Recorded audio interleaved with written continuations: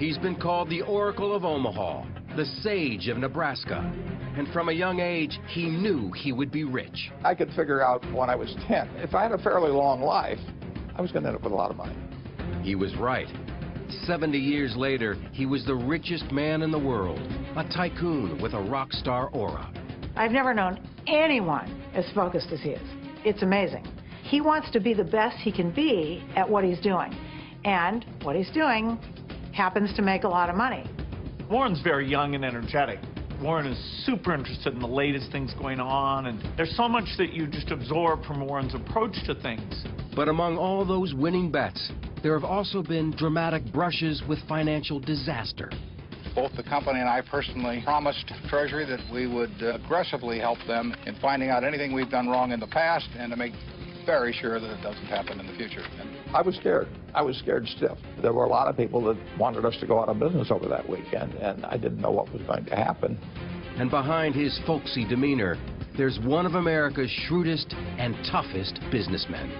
You don't make $40 billion by being Mr. Rogers or by being one of the Muppets. Warren takes no prisoners when it comes to a negotiation. He uses every bit of leverage that he can.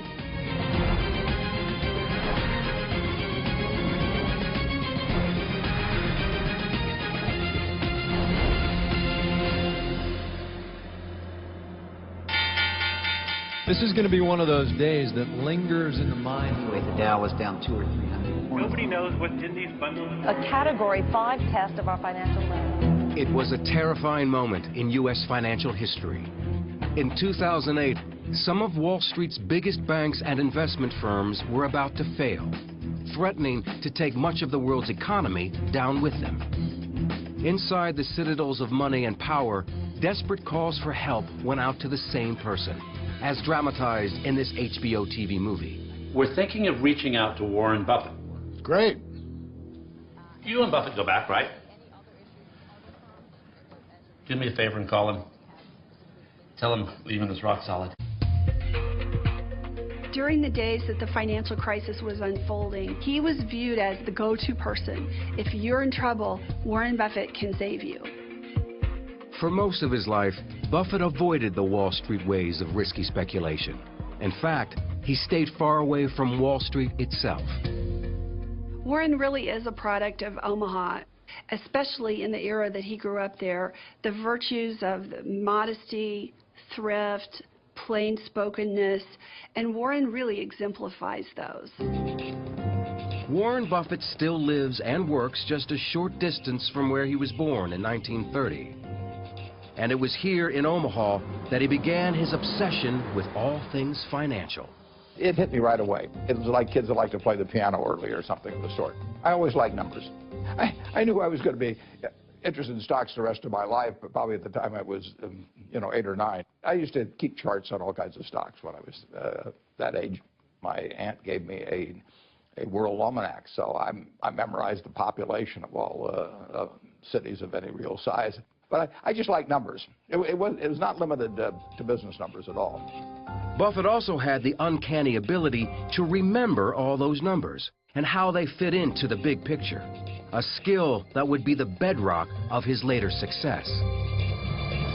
Former Wall Street analyst Alice Schroeder is the author of The Snowball, Buffett's authorized life story. Warren grew up in the Great Depression. The family did not have money at all because his father had lost his job as a stockbroker. And so around the dinner table, money was what they talked about.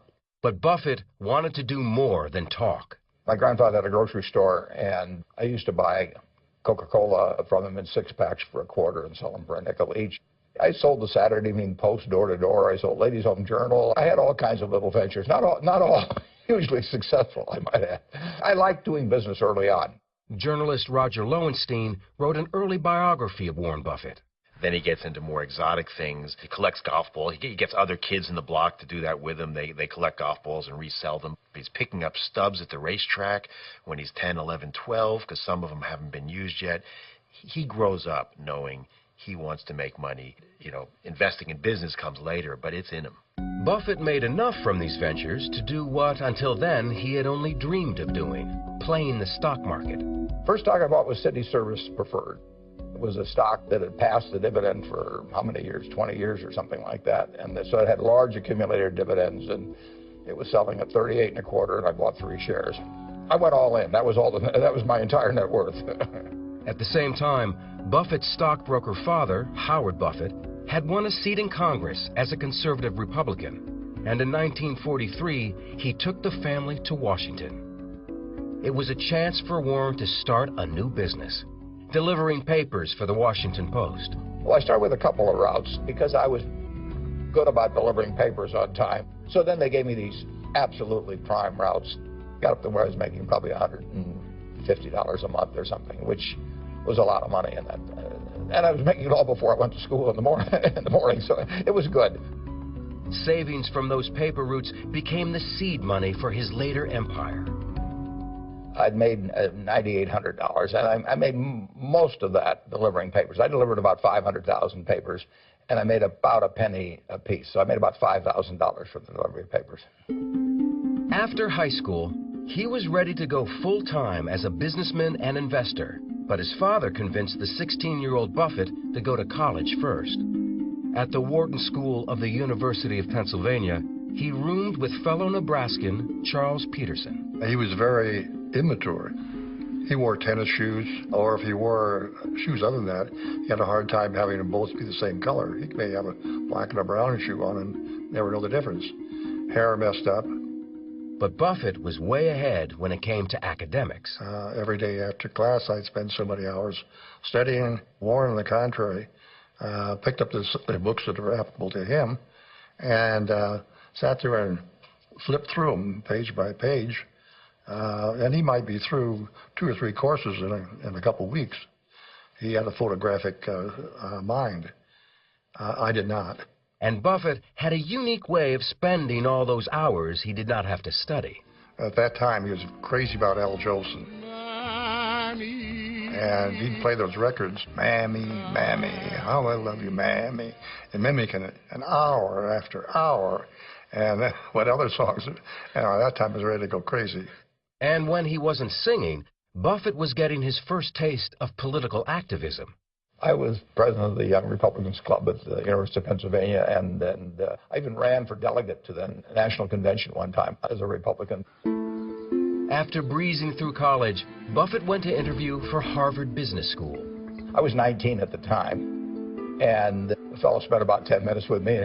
He said, you better come back again later. It was very clear I just wanted the interview.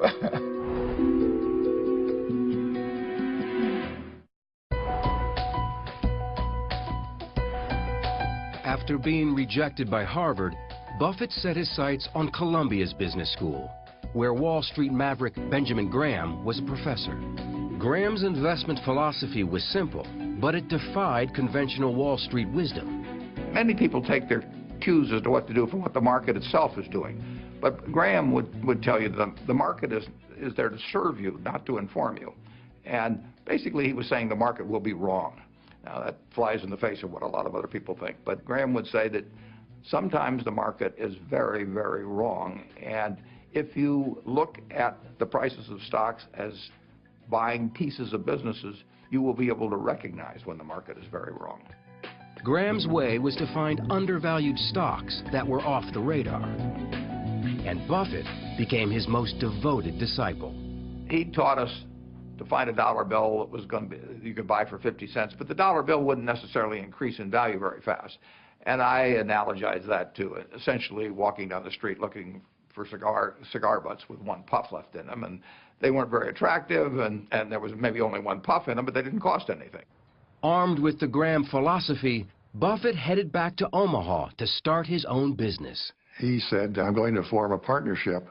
And he said, would you want in? I said, sure, I do. There was only 7 or 8 people in that original partnership. Convincing people beyond the first 7 investors got rockier. My sales pitch wasn't very effective. I was 20 years old. I looked like I was about 16, and I probably behaved like I was about 12. So I would go around and call on people. They were always nice to me. But I would see a Mr. Smith, and I would go through all these facts and figures about why you should buy some stock. And when I got all through, in my head, I would count to 3. I would go 1, 2, 3. And then Mr. Smith would say, "What does your dad think?" And I would always want to hit him. But it was frustrating.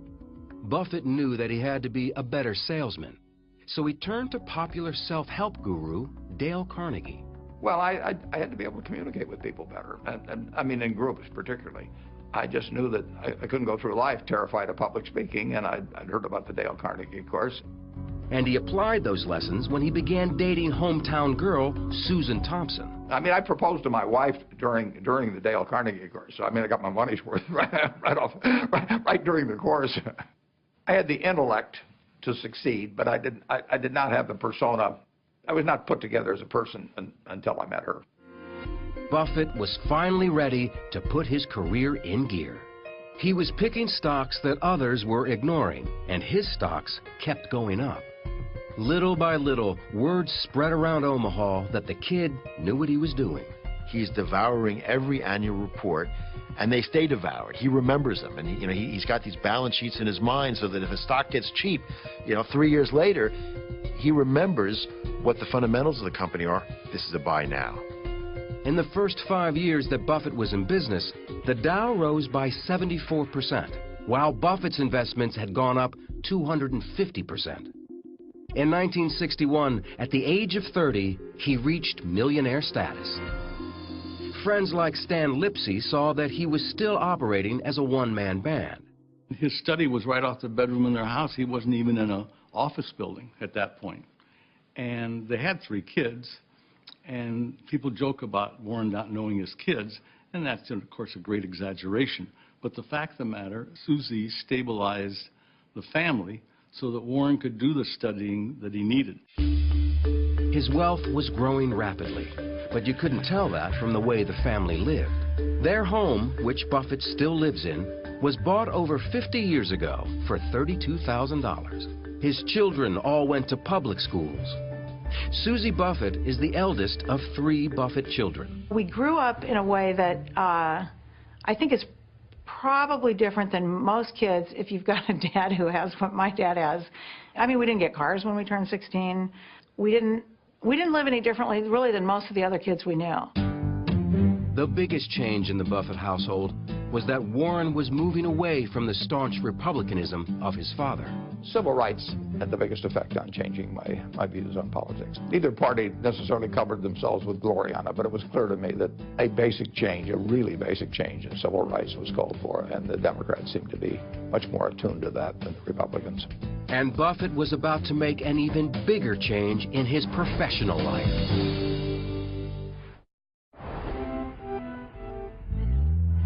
In his 30s, Buffett wanted more than just being a stock picker.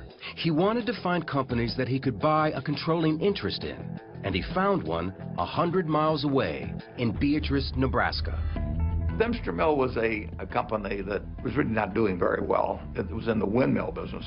Windmills now have come back, but it was not a good business to be in 50 years ago. But the stock was selling very cheap, so I started buying stock in that. It was a business that had built up a lot of inventory that it didn't need, and it had a labor force that was too big.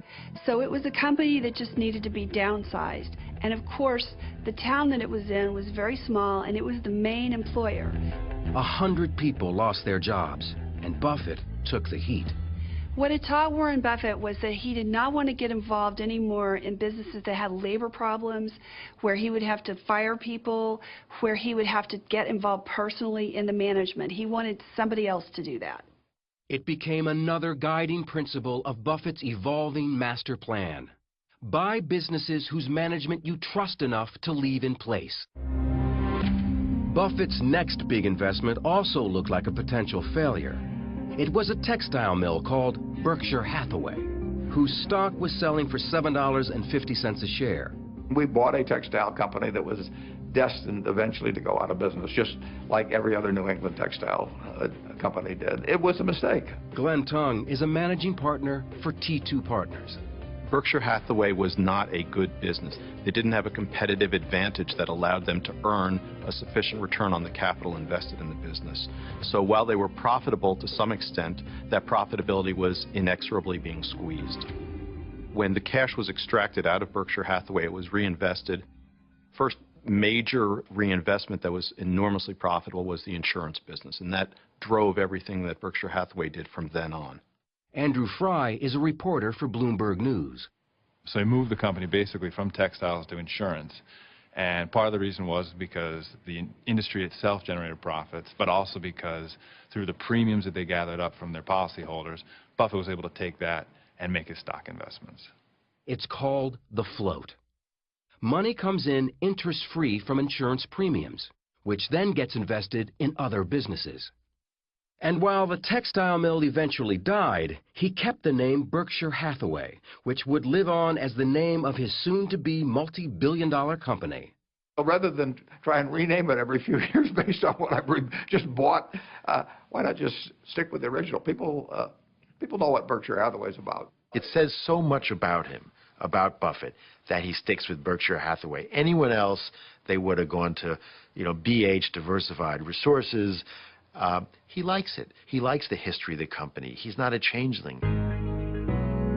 Buffett was now on a roll, buying bargains like See's Candies and Blue Chip Stamps, a popular shopper's loyalty program of that era.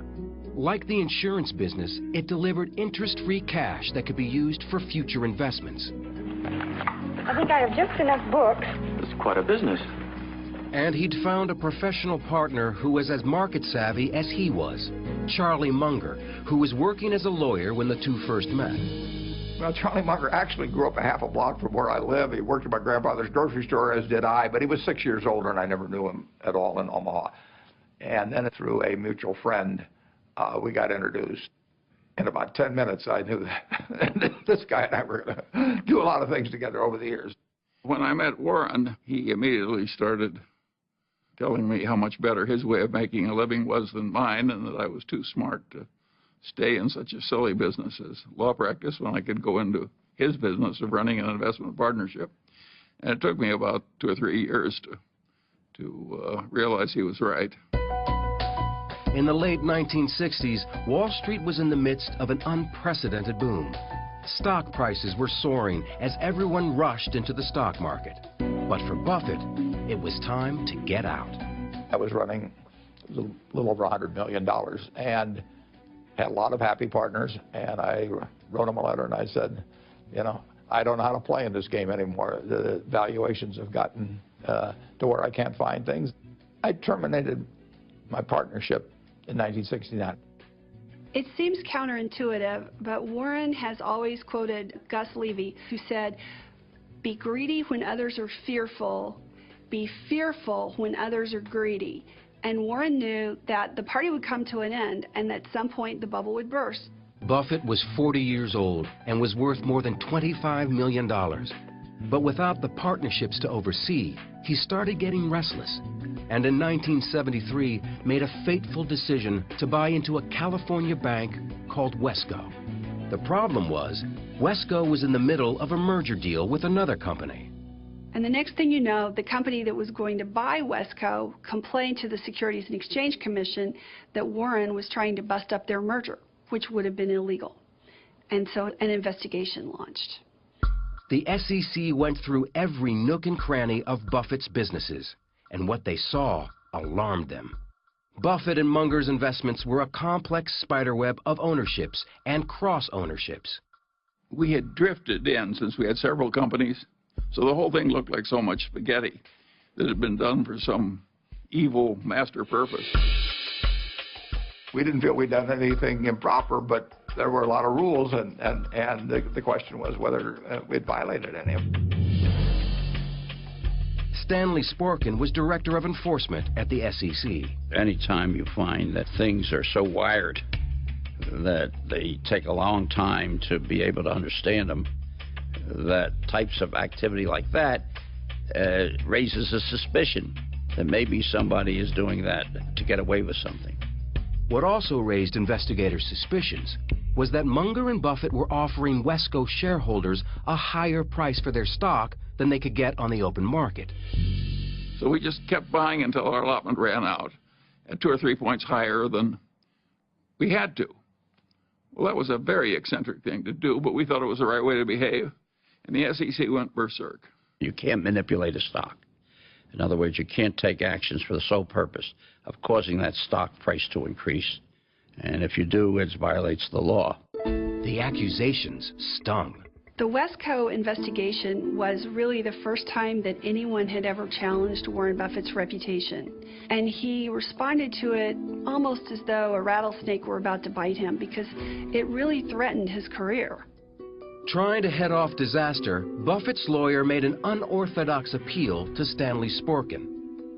And saying, look, Stan, even though this doesn't look good from your standpoint, I want you to take into account the character of the individual. In my view, meaning Rickershauser view, he probably is going to be the #1 person in the financial services industry of all time. The appeal worked. Buffett's company, Blue Chip Stamps, was fined just over $100,000, but no charges were filed against Buffett. So he became even stricter, even more proper in his behavior and in worrying about his reputation.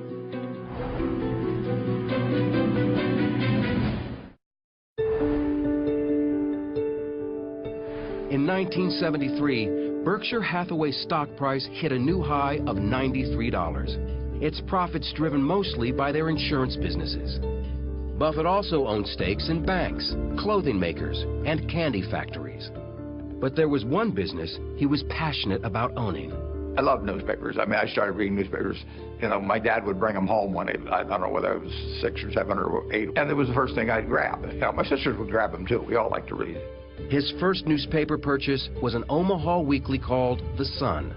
The Sun was a very small business. I mean, it had never made any money at all. Stan Lipsey was the publisher of Sun newspapers. We were a weekly publishing against a daily, so we had to initiate stories, hopefully investigative pieces, and we'd sit there and brainstorm what we could do.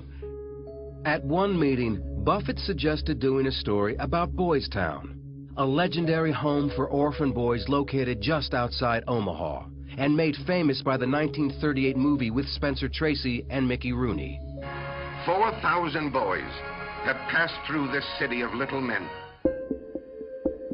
It was sort of common knowledge around Omaha that the money was pouring in there, and the number of boys had gone down. They'd had 1,000 boys at the peak. And now I knew the population had gone down, so I thought there was a story there. Buffett knew that charities like Boys Town had to disclose their net worth in a federal form called a 990. So Warren said to us, go to Washington and get the Boys Town's 990, and you'll have a lot more information.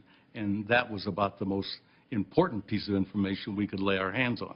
That led to the headline, which was 700 boys with $209 million. And the kicker, the overline was Boys Town, America's richest city. The story won a Pulitzer Prize in 1973, a rare honor for a local weekly newspaper. There was a phone call from Stan Lipsey, and he said, we won the Pulitzer on this. It was a big day. Buffett now had a taste of the big leagues, and he wanted more. He set his sights high on the influential Washington Post.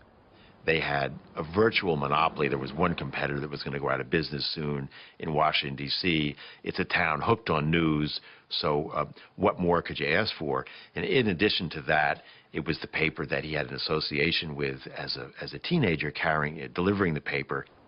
At first, Buffett wasn't sure how much he wanted to invest. Then, the Washington Post broke the Watergate story, and President Nixon inadvertently made his decision easier. 1973, the stock had gone down a lot, partly in response to the fact that the Nixon administration had sort of declared war on the Washington Post.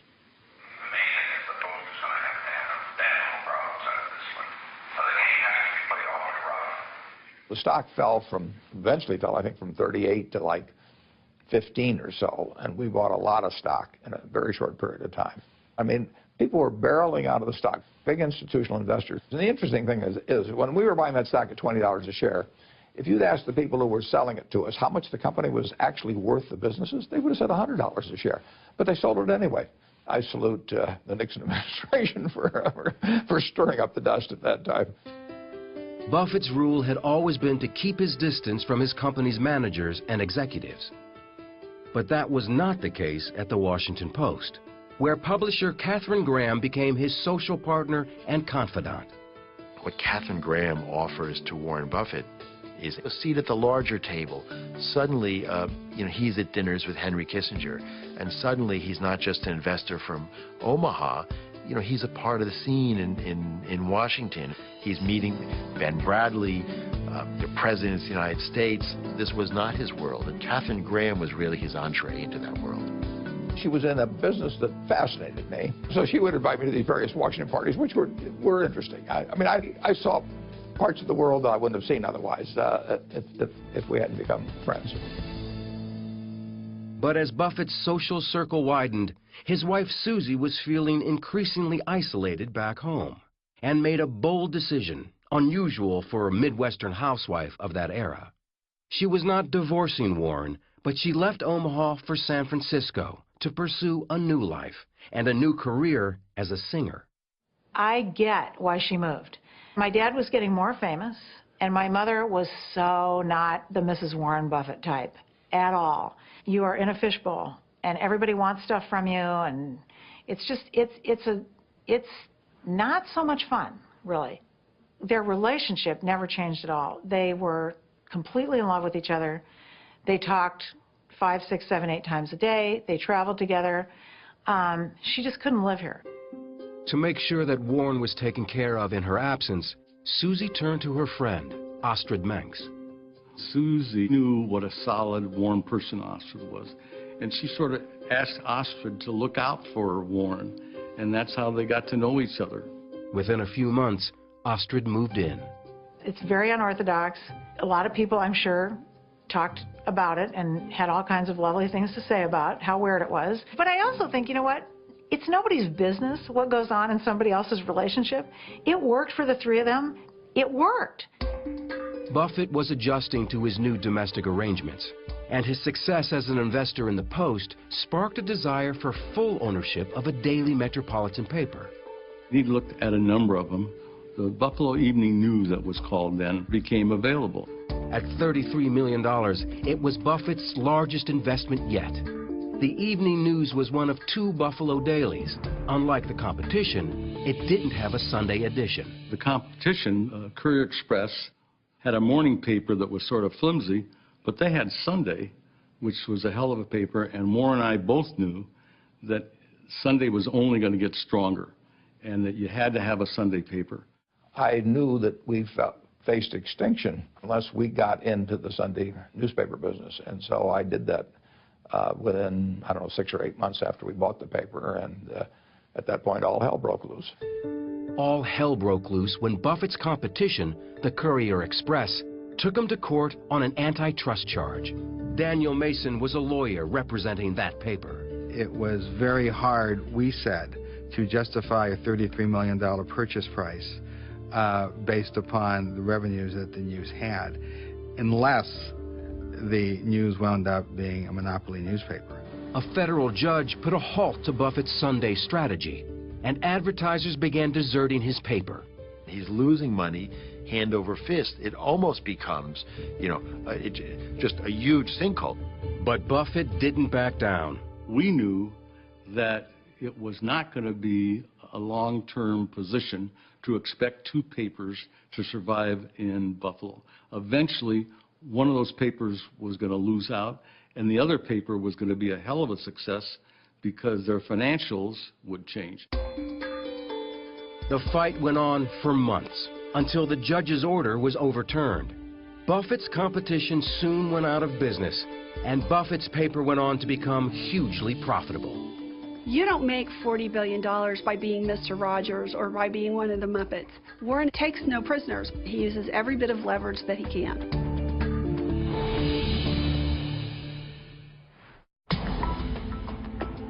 In 1985, Berkshire Hathaway stock was $2,000 a share. Buffett was now a billionaire. That same year, he made history yet again when he helped finance Capital City's takeover of the American Broadcasting Company.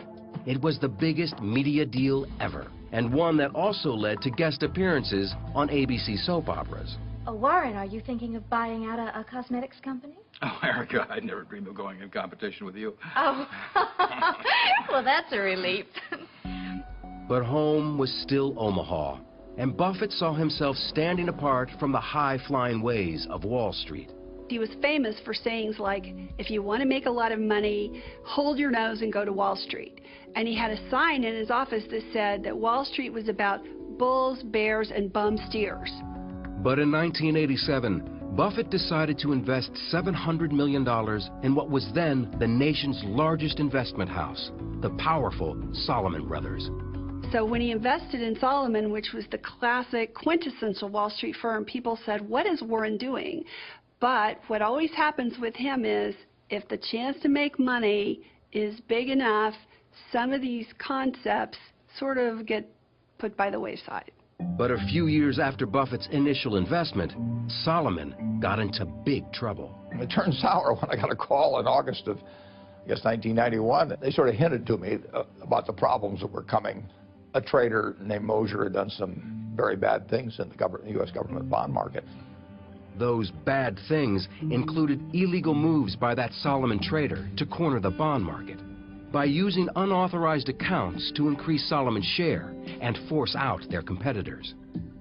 Derek Morn was a vice chairman at Salomon Brothers. Though he had no involvement in the scandal, he was appalled at what was happening. To me, it was clear that we'd broken the law. We'd interfered with the workings of a critical market, and that the Treasury and the Fed would be less than amused. But the worst was yet to come. Salomon executives found out about the deception, but delayed in reporting it to the authorities. That understandably infuriated the U.S. government, the Federal Reserve, the U.S. Treasury, everybody, when it was found out that they hadn't promptly acted. As CEO of Salomon Brothers, John Goodfriend was taking the blame for the mess. I remember it vividly. When you make the front page in the right-hand column of the New York Times and you picture, but you're a fool, which I probably was, my disrepute became national. Should have been one of the worst days of my life, and probably was.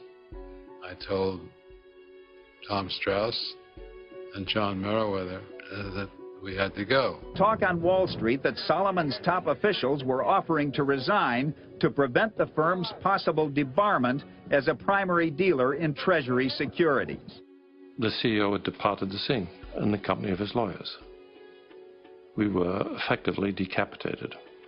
In the meantime, this highly leveraged institution is floating in free space. Goodfriend made one last desperate attempt to salvage the company with the only solution he had left, a phone call to Omaha, Nebraska. And he says to Buffett, I'm going to have to resign. We need you to come in and be the CEO. Goodfriend needed someone who both had the confidence of the government and in some larger way the confidence of America to say, yes, this is the Wall Street guy we trust. And literally there was only one person in America who could fit that description, and that was Warren Buffett. And I wasn't involved in the thing so that I was not tainted. The hope was that I would be credible with all the people that were mad at us. There were a lot of them. When Buffett arrived in New York, the company was in a state of panic. There's no future and there's no present for an indicted financial firm. The firm would have folded. I was very clear, and I advised Warren of what the consequences would be, which not only that the firm would fail rapidly, but that there would be significant systemic impacts on other institutions. Buffett was now helming a company about to go down in disgrace. Warren used to say that it takes a lifetime to build a reputation and 5 minutes to lose it. And he was afraid that Salomon could be that 5 minutes for him. It was August 18th, 1991. Treasury Secretary Nicholas Brady had ruled that Salomon was out of the bond business. It was announced at about 10 in the morning on a Sunday. The U.S. Treasury had knocked us off the list of really acceptable people, primary dealers. That would have been a death blow to the company. So I had to get that changed by the time Tokyo opened. He only had a few hours. Once the Tokyo markets opened, the firm's fate would be sealed. The Japanese banks could have begun a run on the bank by selling our stock, by liquidating their positions with us, by demanding cash they could very quickly drain the firm of its capital and its liquidity. That momentum would transfer to the London market, and by the time New York opened, we would have been in acute crisis. Buffett called longtime confidant Charlie Munger into New York for an emergency meeting. I will never forget that as long as I live. That was the most awesome moment in my life, because that would have been a national calamity. And it looked for a long time as though the government was just going to say, the hell with you, Solomon. Warren Buffett spent the entire day in frantic phone calls to Washington, trying to get the feds to back off. I was scared stiff, and it probably came through in my voice when I was talking. I was talking to Nick Brady, who was the Secretary of the Treasury, and Jerry Corrigan, who was the head of the Federal Reserve of New York. And these people were undeservedly, understandably, furious with what Solomon had done. And there were a lot of people that wanted us to go out of business over that weekend, and I didn't know what was going to happen. At the 11th hour, there was one final call with Nicholas Brady. There was a big emotional catch in Warren's voice when he was talking to Nick. And I think Nick realized that if he's that disturbed by this, maybe he's right that we should back off just a little. He didn't have to back off very much, just a little bit. And it prevented the calamity. A visibly shaken Buffett faced dozens of reporters waiting in the Solomon Auditorium. The Treasury saw the Solomon Inc. Board of Directors today take some major steps to install new management.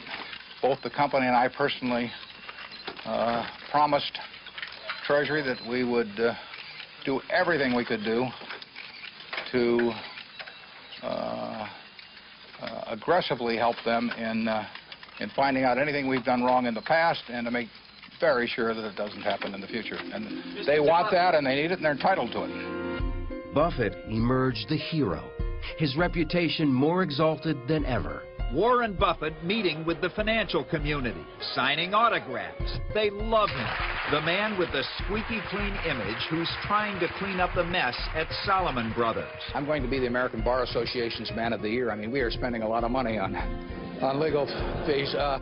John Goodfriend found himself cast as the heavy. You need a villain. Somebody who led all these people astray and did all kinds of bad things.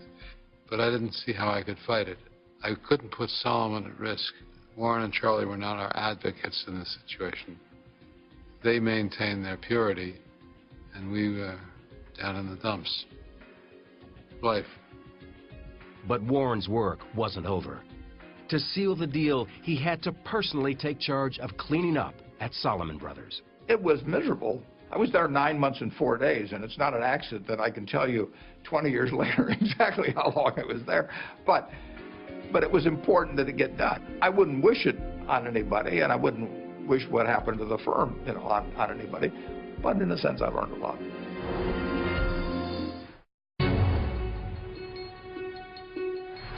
In 1993, Berkshire Hathaway stock hit $17,000 a share, and Buffett was world famous.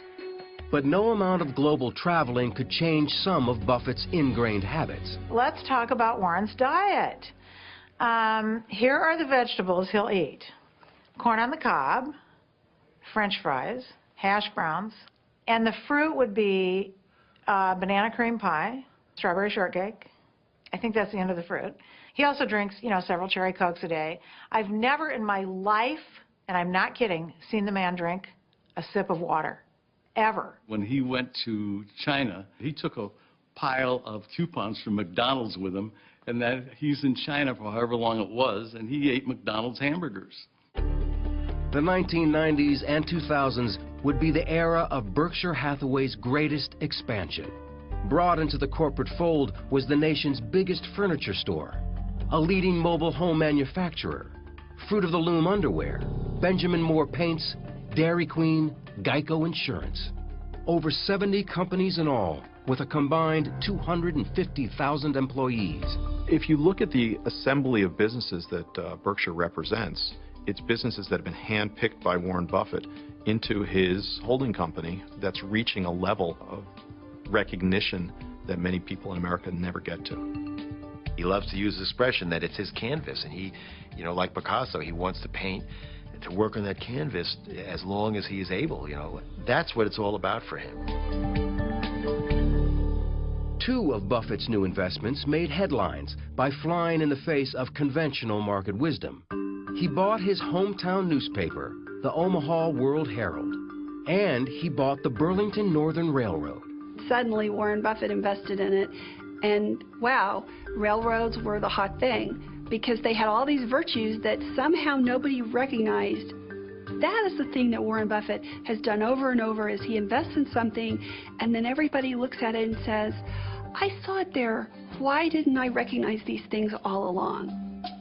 In Omaha, Berkshire Hathaway's annual meeting has become a place of pilgrimage for tens of thousands of shareholders. It's really an amazing thing. The stadium is filled, and the spotlights are on a small folding table with two 80-year-olds at that table, and those two 80-year-olds have more stamina than anyone else in the room.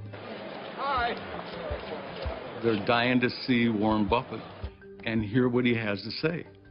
His favorite thing, I think, that happens every year is the shareholders meeting, and he gets energized from it. He goes nonstop from Friday to Sunday night, and as the weekend goes on, he gets more energy. Can't explain it. It's got to be those burgers. In the 2000s, Buffett was worth tens of billions of dollars, money he planned on giving away to a foundation to be run by his wife, Susie. But in 2004, Susie died of a stroke following cancer surgery. It was a huge shock for all of us.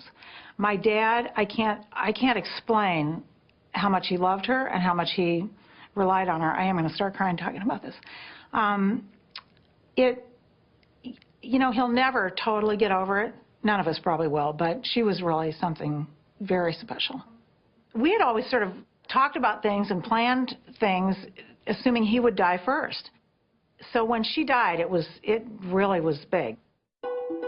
2 years after his wife Susie's death, Buffett married Astrid Menks in a private ceremony. And he announced that he was pledging the bulk of his fortune not to his children, but to the foundation run by Bill and Melinda Gates. Bill Gates has been one of Buffett's closest friends since the early 1990s. So it was, you know, kind of phenomenal. It made us step up our ambition level, add a lot of things we wouldn't have been able to do. And so now every year, it's a gigantic gift that allows us to be double what we would have been without it. They're young, they're energetic, they work much harder at it than I would. I get to keep doing what I love doing, you know, and they're going to achieve the same things much better than I would. It's a perfect solution for me to get somebody else to do the work. I've always been good at that. But as his 80th birthday approached, an international crisis would open yet another new chapter in Buffett's life. Absolutely stunning morning on Wall Street. Lehman Brothers filing for bankruptcy. In 2007, a single share of Berkshire Hathaway stock hit an all-time high of $150,000. And people call this work. But the next year, the entire U.S. economy was in crisis mode. The Dow closed Monday's session down more than 500 points, with many of its financial institutions collapsing under mountains of debt. The dominoes started falling, and they were huge dominoes. They started falling at a pace that was breathtaking. The terrified bankers in New York needed emergency help from anyone that was still solvent. And it wasn't just money they needed. Warren Buffett is one enormous good housekeeping seal of approval. And if he's putting money into a situation, they're going to assume that he's intelligent enough to be making that investment because he thinks he's going to generate a satisfactory return off of it. And that will calm people's fears when fear is at its highest. Among the businesses that received lifelines from Warren Buffett were Goldman Sachs, GE, and later, Bank of America. If you have, Warren Buffett giving you that imprimatur saying, I have faith in the company, the market will recover, and, eventually it did. In 2011, Warren Buffett was awarded the Presidential Medal of Freedom. He's demonstrated that integrity isn't just a good trait, it is good for business. But who will succeed this financial icon at the head of Berkshire Hathaway? In 2011, the man seen as Buffett's heir apparent was caught in a scandal. High-level executive David Sokol was buying stock for himself in a company called Lubrizol, while pitching Lubrizol as a Berkshire acquisition. He should have disclosed it to me initially, and then I would have had him sell it or do something of the sort, or we wouldn't have bought the company. I mean, it just was not something that should have been held back. David Sokol left the company, and that crisis ended. In 2012, Buffett announced that he was being treated for prostate cancer, and that he's identified his successor at Berkshire. But that name has not yet been made public. What he has made public are the political and economic causes that he feels passionate about. I think in the last couple years, he has seen some places where he thinks if I open my mouth, it might make a difference. What he's most vocal about is what he sees as the inequities of the tax system, something that's come to be known as the Buffett rule. There's all kinds of ultra-rich who pay normal taxes, but there's a small segment, but you can find them very easily, who pay very low taxes, including me. He considers himself, you know, lucky to have been born in America at this time in history. Buffett is just a unique character who came along in a period when America became fascinated with finance, who did it better than anybody. And he's been able to bring Wall Street back to Main Street in a way that I don't think we'll ever see again. I think he's one of the most memorable people I've ever met. He's touched a lot of lives with what he's done, and everybody that he's dealt with has made money doing it, and it's improved their life. There are really no people like Warren where, you know, we should sit back and benefit from the deep thinking he's done about business since he was very young. I think it's all about, I'm the world's greatest investor, and I've got $40 billion to prove the point. I just have a great time every day. I mean, I am getting to do exactly what I want to do in life. You know, it doesn't get any better than that.